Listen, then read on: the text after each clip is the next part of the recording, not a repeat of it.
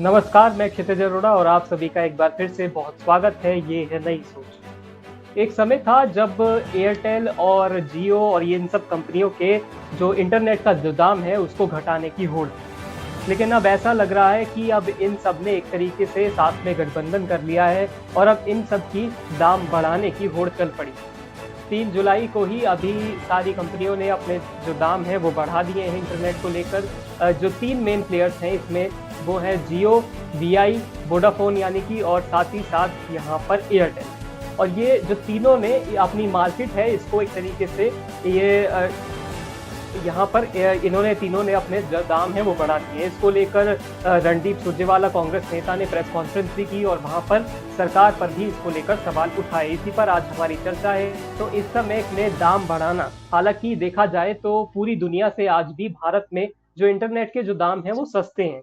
लेकिन एक समय ये होड़ थी कि दाम सस्ते किए जा रहे थे और एक तरीके से लत लगाई गई वहां पर लोगों को। और अब जब लोग रील्स ज्यादा देखने लगे हैं, वीडियो ज्यादा देखने लगे हैं, इंटरनेट का ज्यादा इस्तेमाल करने लगे हैं, क्योंकि अब हर जगह ही डेटा और सब इंटरनेट का इस्तेमाल होता है, तो उसके बाद अब ये दाम जो है वो बढ़ाने की होड़ चल पड़ी है।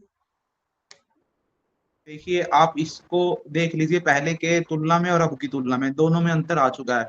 एक दौर था जब भारत में 2G नेटवर्क की सुविधा होती थी। उस टाइम हम्म। कोई ऐसा कल्पना नहीं कर सकता था कि हम इतनी दूर बैठकर एक दूसरे से इतनी लंबे समय तक बातचीत करते रहें। या फिर एचडी की बात कर लीजिए, आप अलग तरह के इंटरनेट की दुनिया की बात कर लीजिए। इंटरनेट के बिना कुछ भी संभव नहीं था।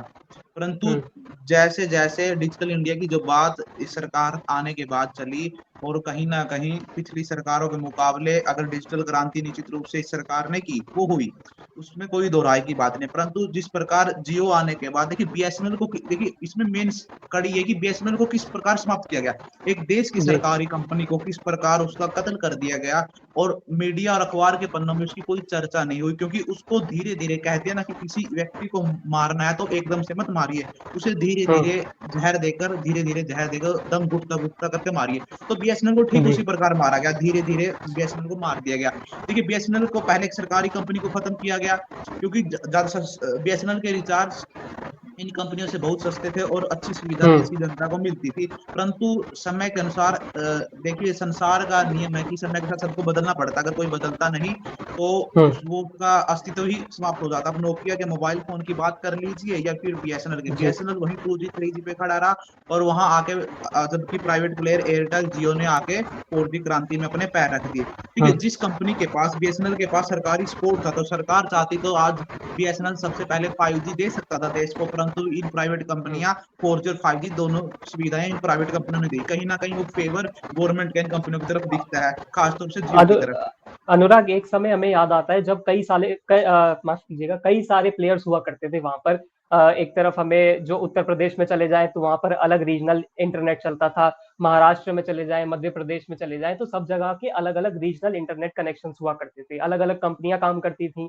लेकिन उसके बाद अब ये जो डुअल मोनोपोली है, वीआई का भी उतना शेयर नहीं है, लेकिन ये जो जियो और एयरटेल है, इन दोनों का जो शेयर है वो लगभग लगभग तीनों कंपनियों का भी अगर मिला दें तो 91% होता है। 109 करोड़, जैसा कि रणदीप सुरजेवाला जी ने भी अपने बयान में बताया कि 109 करोड़ मोबाइल यूजर्स इन तीनों कनेक्शन का इस्तेमाल करते हैं, 119 करोड़ जो मोबाइल यूजर्स हैं उनमें से। तो अनुराग, एक तरीके से ये डुअल पोली जो कहते हैं हम जिसको, कि मतलब दो जो मार्केट थे उन फोर्सेस ने इसको कैप्चर कर लिया। तो वहां पर ये एक तरीके से दिखता है कि अब ये एक तो पहले सस्ता करने की होड़ थी जिसमें सारी जो आसपास की कंपनियां थी वो सारी समाप्त हो गई। अब जो ये बढ़ाने की होड़ चल पड़ी है, तो और कोई ऑप्शन दिखता नहीं है लोगों को, तो अब इसी पर वापस आएंगे, बीएसएनएल क्योंकि इस्तेमाल करेंगे नहीं। देखिए निश्चित रूप से ये बिजनेस माइंडेड थिंग थी। जो जियो को पहले ही सरकार के साथ, पीछे एक पार्टी के साथ जियो का पहले ही हम्म। गठजोड़ था, परंतु वो बातें पर्दे के सामने नहीं आती। आप देखिए कि पहले किस प्रकार से 4G के माध्यम से लोगों को मुफ्त के इंटरनेट की जो लत थी वो लगाई गई।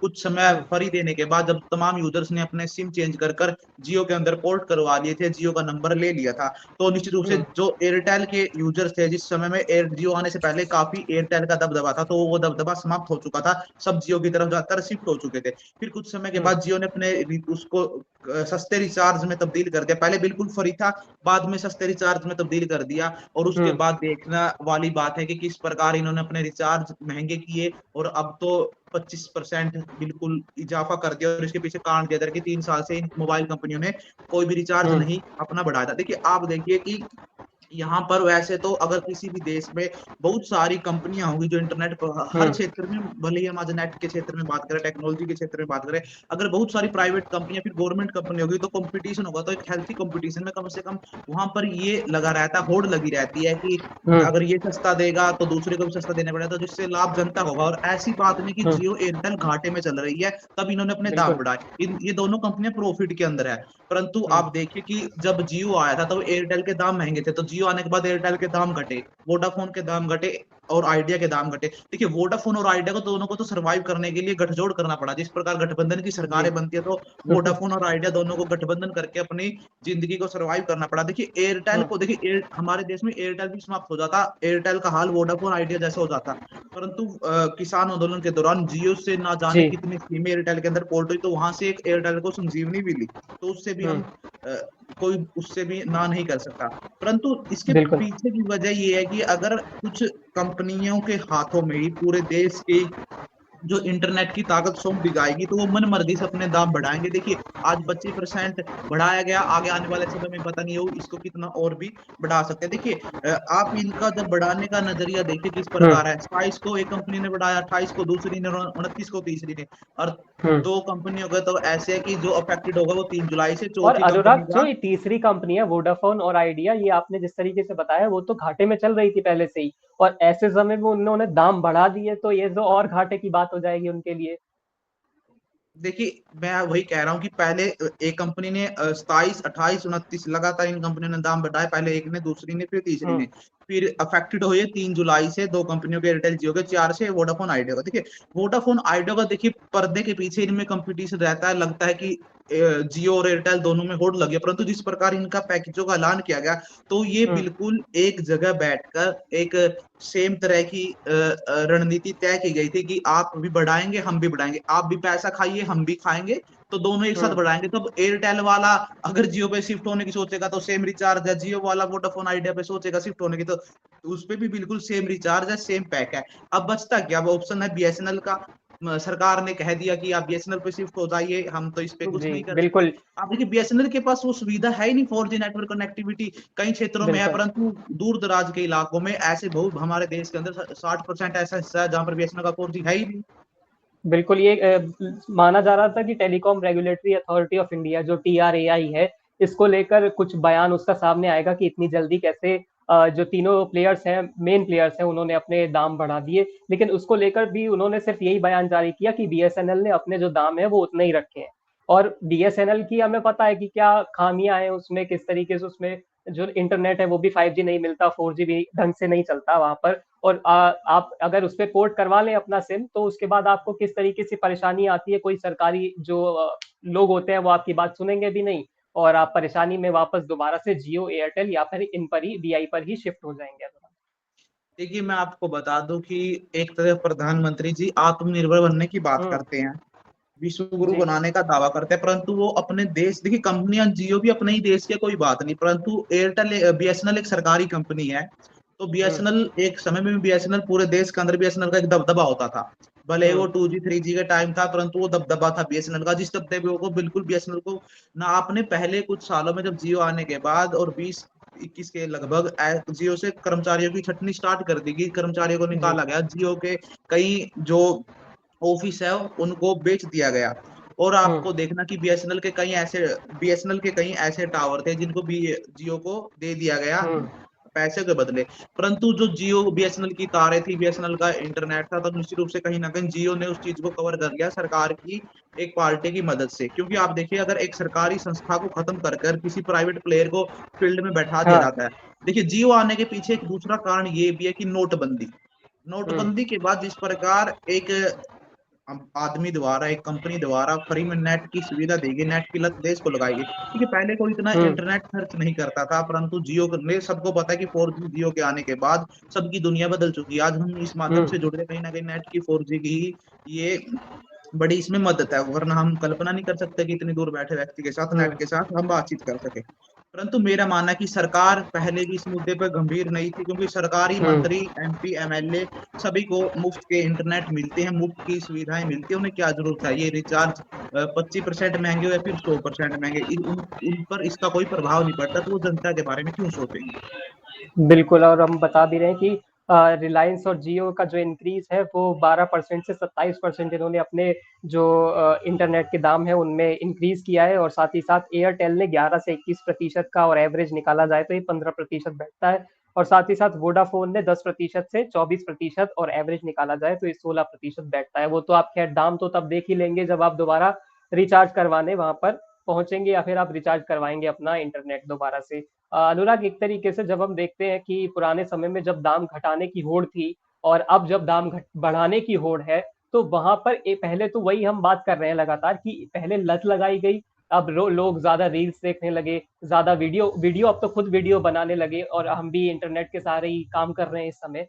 तो अब वहां पर पहले लत लगाई गई, उसके बाद अब दाम बढ़ा दो ताकि जो लत थी वो बरकरार रहे और अब हमारा मुनाफा बनता रहे और जनता फंसी रहे। देखिए, निश्चित रूप से ये सब बिजनेस माइंडेड आइडिया होते हैं, क्योंकि आप देखिए कोई भी कंपनी अगर इस क्षेत्र में आती है तो उसका पहला मकसद होता है बिजनेस कर रखा। तो बिजनेस बिजनेस में ये होता है कि पहले अपने घर से पैसा लगाइए, खूब लगाइए, अपने आप को नुकसान में डालिए, फिर उसके बदले आपके पास एक अच्छे खासे लोगों की आपके पास कस्टमर हो जाते हैं, तो उससे फिर रिचार्ज के तौर पर वसूलिए, क्योंकि कितने लोग बदल और वो देंगे जो ऐड भी याद आपका। आता है अनुराग हमें, जियो दंदनादन।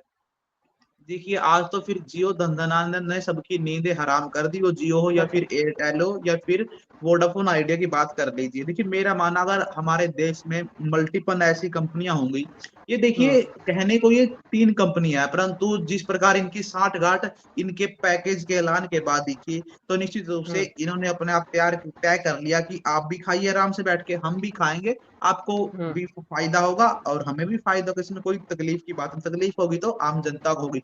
देखिए, मेरा मानना, अगर बीएसएनएल हमारे देश में स्ट्रांग होता, हम्म। बीएसएनएल की मजबूत स्थिति होती, परंतु जो सरकार ने बीएसएनएल को अनदेखी की, बीएसएनएल को घाटे में डाला गया, तमाम तरह के बीएसएनएल के साथ जिस प्रकार का दुष्व्यवहार कह लीजिए, छलावा बीएसएनएल, मुफ्त में डाटा बांटा गया, उसी प्रकार बाद हम्म। में आटा बांटा गया। तो ये आटा और डाटा दोनों एक दूसरे के प्रति निर्भर करते हैं, क्योंकि पहले हाँ। कहीं ना कहीं एक कंपनी द्वारा कह लीजिए डाटे की जो लत लगी, उसके बाद सरकार के द्वारा जिस प्रकार मुफ्त में राशन दिया गया 80 करोड़ लोगों को आटा, तो आटा हम्म। अभी तो मुफ्त में मिल रहा है 80 करोड़ लोगों को जो गरीबी रेखा से नीचे है, परंतु कहीं ना हम्म। कहीं एक तरफ सरकार उसमें भी, अगर इसी प्रकार पैमाने पर यदि जिस प्रकार इन कंपनियों ने वहां पर नियम तय कर दिए, अगर सरकार उसमें नियम तय करेगी तो ना तो उन लोगों को आटा मिलेगा, और आटा की भी हम्म। जो अभी तो फ्री में है तो वो फिर महंगा मिलेगा, क्योंकि एक कंपनी ने भी डाटा इसी प्रकार चालू किया था, पहले फ्री में दिया, फिर उसके लिए एक नियम हम्म। तय कर दिया गया कि इतने में आपको इतना डाटा मिलेगा। तो इसी प्रकार सरकार भी, मेरा मानना, आने वाले समय में आटा को भी महंगा करेगी जो जिनको मुफ्त मिलता है।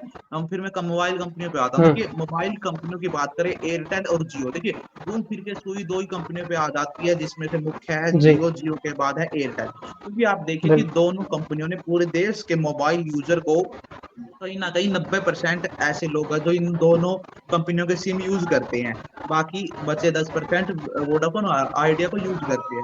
देखिए, मोटे मोटे तौर पर समझिए, अगर किसी कंपनी को रिचार्ज बढ़ाने, तो देखिए हम्म। बढ़ा लीजिए, 3 साल में उन्होंने कहा कि 3 साल बाद बढ़ाया है, परंतु बढ़ाने का जो है, पहली तो बात आप देखिए, ठीक चुनाव के बाद, चुनाव के नतीजों के बाद इन रिचार्जों को बढ़ाया गया, एक भी बड़ी मुख्य वजह ये भी है इस चीज की, क्योंकि चुनाव से पहले ना जी। रिचार्ज बढ़े और ना चुनाव के नतीजों के बाद बिल्कुल आखिरी में जून के महीने में आके अंतिम महीने बढ़ाया गया। देखिए, निश्चित रूप से कोई भी कंपनी हो, ठीक है, हर व्यक्ति पैसे कमाने के लिए बिजनेस करता है, उन्हें कमाना भी चाहिए, इसमें कोई दो राय नहीं, हम्म। परंतु कहीं ना कहीं जब जेब तो जनता की कट रही है ना, तो जनता की जेब पर पहले बिल्कुल। तो बिल्कुल फ्री में लत लगाकर फिर पैसे के बदले पैसे के नाम पर, डाटा के नाम पर जनता की जेब लगातार काटी जा रही है। अगर आप हम्म। जियो छोड़ के किसी दूसरे पे जाए तो सबके प्लान तो एक जैसे हैं, ये तो वही काम हो गया जिस प्रकार एक भारत के अंदर 3 एग्रीकल्चर कानून लाए गए थे, तो निश्चित रूप से वहाँ प्राइवेट प्लेयर का एक जिक्र था। तो हम्म। जो आज स्थिति देश के जनता जो डाटा यूज करती है उसके साथ है, हम्म। क्योंकि उनके पास कोई ऑप्शन नहीं है, जियो, एयरटेल, वी। 3 कंपनी है। हम्म। तो ठीक जब प्राइवेट प्लेयर किसान के एग्रीकल्चर क्षेत्र में आते हैं, एग्रीकल्चर सेक्टर में आते हैं, तो किसानों के पास कोई ऑप्शन नहीं था। जिस दाम को वो तय कर दे उसी दाम पर किसान को फसल बेचनी पड़ती। अगर अंबानी के पास जाता तो किसान अंबानी के पास भी वही दाम मिलता, अडानी के पास हम्म। जाता तो अडानी के पास भी, और तीसरे अन्य के पास जाता तो अन्य के पास। देखिए जिस प्रकार मैं कहता हूँ कोई भी चीज यदि लागू होती है तो उसका प्रभाव 1-2 साल के बाद आपको देखने को मिलेगा। ये जियो जब लागू हुआ तो तमाम दावे सरकार हम्म। खुद प्रधानमंत्री जी गए थे उस टाइम जियो के उसमें फंक्शन में। तो एक तरफ 4G धनाधन, एक तो प्रधानमंत्री जन धन योजना थी और उसके बाद जियो धनाधन था। तो दोनों का हम्म। क्या हाल देश ने देखा, वो सभी उससे कोई मना नहीं कर सकता, क्योंकि प्रधानमंत्री का जो जनधन खाते की हालात है और जियो के जो पहले धन फ्री में डाटा दिया और पहले खूब धन लौटाया जियो ने फ्री में डाटा देकर, बाद में उससे दोगुना आपसे ले लिया गया। अभी देखिए अगर सरकार चाहती है कि देश की जनता की जेब ना कटे तो मेरा मानना है कि बीएसएनएल को दोबारा से मजबूत किया जाए और बीएसएनएल को वापिस 4G की जो स्थिति है उसको मजबूत करे, और बीएसएनएल के क्षेत्र में, टेक्नोलॉजी के क्षेत्र में गवर्नमेंट एजेंसी को आगे आना चाहिए, और या फिर अन्य किसी प्राइवेट एजेंसी को देश में लाया जाए मोबाइल इंटरनेट प्रोवाइड कराने के लिए। बिल्कुल अनुराग, जियो दंदनादन की बात की जाती है, उसके पीछे जो मकसद था वो यही लगता है कि वो धन धन धन था। तो बहुत शुक्रिया अनुराग आपका हमसे चर्चा करने के लिए इसको लेकर भी, और आप सभी का भी बहुत शुक्रिया। जियो के बढ़े हुए दाम, साथ ही साथ अलग अलग इंटरनेट के जो दाम हैं अब वो बढ़ चुके हैं। अब आपको बढ़े हुए दामों के साथ ही काम चलाना पड़ेगा। बहुत शुक्रिया आप सभी का भी। नमस्कार, ये है नई सोच।